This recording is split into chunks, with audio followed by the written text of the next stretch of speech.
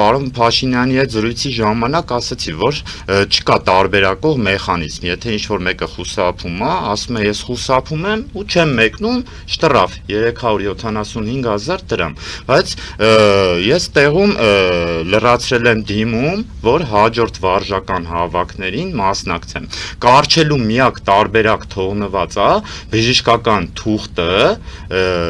այդ ասելա քննիչը, այդ ասել են դատարանում, որ միակ տարբերակ կա թողնված գործը կարճելու բժշկական թուղթը, բայց ես բժշկական թուղթ իրենց տարել եմ, որ ես պիտանի եմ ծառայության։ Այստեղ կա մի կարևոր բան, Հայաստանի Հանրապետության նորընտիր իհարկե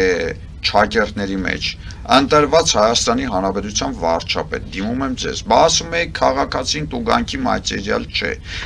այսինքն քաղաքացուն 375,000 դրամ տուգանում են, քաղաքացու վրա քրեական գործ են հարուցում, որ քաղաքացին չի խուսափում զորահավաքին, զորավարժանքին,